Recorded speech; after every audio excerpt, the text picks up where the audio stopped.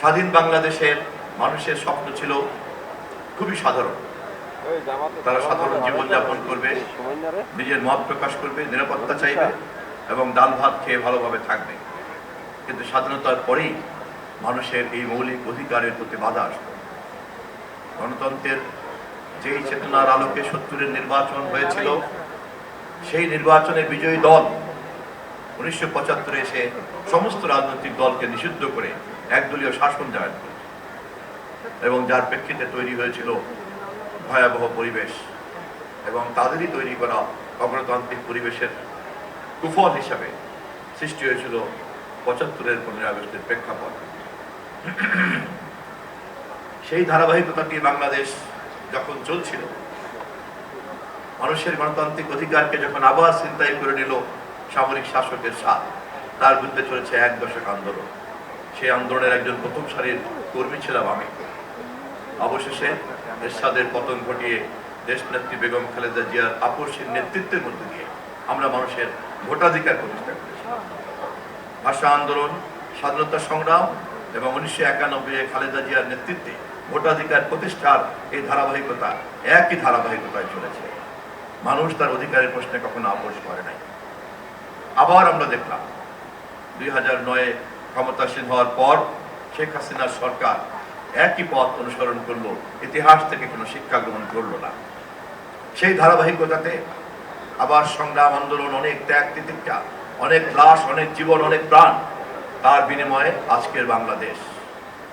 মানুষের ভোটে নির্বাচিত একটা সরকার, সমস্ত মানুষ তার ভোটাধিকার ফেরত পেয়েছে এবং সেই ভোটের মধ্য দিয়ে একটি নির্বাচিত সরকার পেয়েছে, যেই সরকার জনগণের দ্বারা নির্বাচিত এবং জনগণের দ্বারা গঠিত।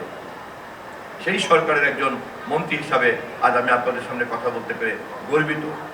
আমি আবারও কৃতজ্ঞতা জানাই দেশবাসীর প্রতি, যাদের সংগ্রাম আন্দোলনের মধ্য দিয়ে আমরা আমাদের এই গণতান্ত্রিক অধিকারকে ফেরত আনতে পেরেছিলাম।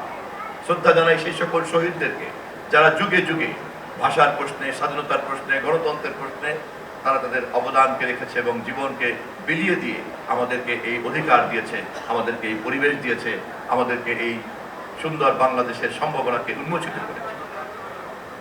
আমাদের সামনে এক নতুন সম্ভাবনার দ্বার উন্মোচিত হয়েছে। আমরা যদি অতীতের মতো ভুল করি, তাহলে আবারও এই সম্ভাবনা ভিন্ন পথে হারিয়ে যাবে। সেই কারণেই আমাদের সরকার প্রথম থেকেই কেবলমাত্রই ক্ষমতায় যাওয়ার জন্য কথা বলেনি। আমাদের সরকার সেই কারণেই ক্ষমতায় গিয়ে আমরা কি করব সে কথা প্রথম থেকেই আমরা বলতে শুরু করেছি। আমরা বলেছি ক্ষমতার এই পরিবর্তনের মধ্য দিয়ে আমরা দেশে একটি নতুন বাংলাদেশের সম্ভাবনা তৈরি করব। আমাদের নেতা তারেক রহমান বলেছেন, তিনি দেশে এসেছেন, সরকার গঠন করেছেন, তার আগেই তিনি বলেছেন আই হ্যাভ এ প্ল্যান, তার একটা পরিকল্পনা আছে এবং সেই পরিকল্পনার মধ্য দিয়ে আমরা একটি নতুন বাংলাদেশের পথে ধীরে ধীরে ধীরে ধীরে এগিয়ে যাব। আমাদের সেই পরিকল্পনা হচ্ছে বাংলাদেশের প্রত্যেকটি মানুষ, বিশেষ করে নারী জনগোষ্ঠী, পশ্চাৎপদ এই জনগোষ্ঠী, আমরা তাদেরকে ক্ষমতায়ন করতে চাই এবং তাদেরকে পিছিয়ে রেখে এই কাজ চলতে পারে না। আমরা সেই কারণে ফ্যামিলি কার্ডের পরিকল্পনা করেছি।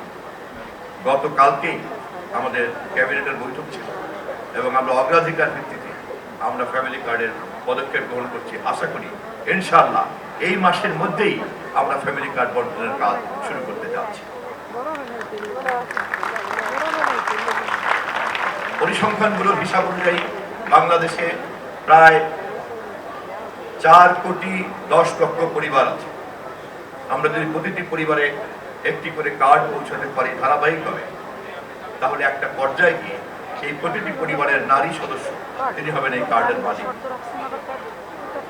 আমরা শুরুতে একটা নির্দিষ্ট পরিমাণের অঙ্ক দিয়ে সহযোগিতা করব, টাকা, তার পরবর্তীতে ধারাবাহিকভাবে আমরা এটাকে বাড়াতে শুরু করব আমাদের অন্যান্য সমস্ত সম্ভাবনা এবং সুযোগগুলিকে কাজে লাগানোর মধ্যে। একই সঙ্গে আমরা যেহেতু একটা উপকূলীয় দেশ, আমরা যেহেতু একটা ভাটির দেশ, ফলে আমাদের দেশের সারা পৃথিবীব্যাপী যে জলবায়ুগত সমস্যা, সেই কারণে আমাদের দেশের অস্তিত্বের একটা প্রশ্ন বিজ্ঞানীরা বারবার বলছেন এবং সেই কারণে সারা পৃথিবীতে বারবার এটা নিয়ে আতঙ্কিত এবং তার মধ্যে যারা সবচেয়ে ভালনারেবল সেরকম একটা দেশ হচ্ছে আমাদের দেশ। ফলে এই সমস্যা চোখে না দেখা গেলেও আমাদেরকে এখনই মনোযোগ দিতে হবে। সেটি হচ্ছে আমাদের জলবায়ু সমস্যা। আগামী 30 থেকে 40 বছরের মধ্যেই আমাদের এখানে প্রায় অনেক অংশ ভূমি পানির নিচে চলে যাবে। ফলে আমাদেরকে মনোযোগ দিতে হবে আমাদের জলবায়ু এবং পরিবেশের দিকে। আমরা সেই ব্যাপারেও বৃক্ষরোপণ কর্মসূচি থেকে শুরু করে যা যা করা দরকার আমরা তা করার চেষ্টা করছি। কার্বন এমিশনের ক্ষেত্রে আমাদের সরকার যে চুক্তিগুলি করেছে, আন্তর্জাতিকভাবে যে পদক্ষেপগুলি গ্রহণ করা হয়েছে, আমরা সেগুলির দিকেও মনোযোগ দিব। আমরা এইভাবে অগ্রাধিকার ভিত্তিতে আমাদের দেশের বেকারদের দিকে মনোযোগ দিচ্ছি। কারণ আমরা যদি জানি বেকার সমস্যার সমাধান যদি আমরা করতে না পারি তাহলে কোনো সমস্যারই সমাধান করা সম্ভব হবে না। প্রতি বছর বছর শিক্ষিত বেকার উৎপাদন করবে রাষ্ট্র এবং ব্যর্থ সমাজ। সেই ব্যর্থ সমাজ এবং রাষ্ট্র কখনোই উন্নতির দিকে যেতে পারে না। অতএব খুব দ্রুত আমাদেরকে খুব পরিকল্পিতভাবে কর্মসংস্থানের ম্যাপিং তৈরি করতে হবে, যাতে প্রত্যেকটি শিক্ষিত তরুণরা কর্মসংস্থানের মধ্যে ঢুকতে পারে। এর জন্য প্রয়োজন শিক্ষা ব্যবস্থার মধ্যে একটা পরিবর্তন আনা। আমরা সেইভাবে শিক্ষা ব্যবস্থাকে ঢেলে সাজানোর পরিকল্পনা গ্রহণ করছি এবং এই বিষয়গুলিকেই তুলে ধরার দায়িত্ব জাতির কাছে তথ্য মন্ত্রণালয়ের মন্ত্রী হিসাবে আমার। আমি আপনাদের কাছে দোয়া চাই এবং এই কাজগুলি আমি একা মন্ত্রণালয় করবে না, মন্ত্রণালয় এই কাজগুলি করবেন মূলত গণমাধ্যমের কারণে। সে কারণেই এই কোনো পরিকল্পনাই বাস্তবায়ন হবে না যদি গণমাধ্যমকে সঠিকভাবে সুস্থভাবে কাজ করতে দেওয়া না হয়। এবং আমি সেই কারণেই দায়িত্ব নিয়েছি, গণমাধ্যমের অভিভাবক হওয়ার দায়িত্ব আমার। একটা দেশে গণতন্ত্র চলতে পারে না যদি সেই দেশে স্বাধীন গণমাধ্যম না থাকে। গণমাধ্যম স্বাধীনতা চর্চা করতে পারে না যদি তার জবাবদিহিতা না থাকে। আমরা সেই কারণেই স্বাধীনতার জন্য জবাবদিহিতাকে নিশ্চিত করব এবং এই পথেই গণমাধ্যমের স্বাধীনতাকে আমরা নিশ্চিত করব এবং সেইভাবেই জাতির সমস্ত চিত্রকে উন্মোচিত করবে গণমাধ্যম। এভাবেই একটি সামগ্রিক ব্যবস্থা আমরা ধীরে ধীরে উন্নয়নের দিকে এগিয়ে চলব। ভাষা দিবসের সঙ্গে এই আলোচনার সম্পর্কটা কি?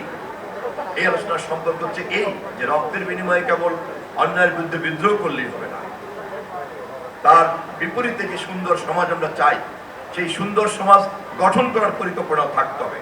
তাহলে শুধু বারবার আন্দোলন হবে, বারবার রক্ত যাবে, জীবন যাবে, এক একটা ইতিহাসের পাতা তৈরি হবে, কিন্তু মানুষের কিন্তু ভাগ্যের পরিবর্তন হবে না। সে কারণে আমাদের নেতা দেশ নায়ক তারেক রহমান এবার সরকার পরিবর্তনের আগে, ক্ষমতা পরিবর্তনের আগেই কিন্তু 31 দফার রাষ্ট্র মেরামতের কর্মসূচি দিয়েছি আমরা, সংস্কারের কর্মসূচি দিয়েছি আমরা, ইশতেহারে আমরা আমাদের সমস্ত পরিকল্পনার কথা বলেছি। এই প্রথম বাংলাদেশে ক্ষমতায় যাওয়া একটি রাজনৈতিক দল প্রথম থেকেই লাগাতারভাবে এই কথাগুলিকে আমরা প্রচার করেছি, যাতে আমরা জনগণের সাথে এই প্রতিশ্রুতিতে আবদ্ধ থাকতে পারি এবং এই প্রতিশ্রুতিগুলিকে আমরা বাস্তবায়ন করতে পারি।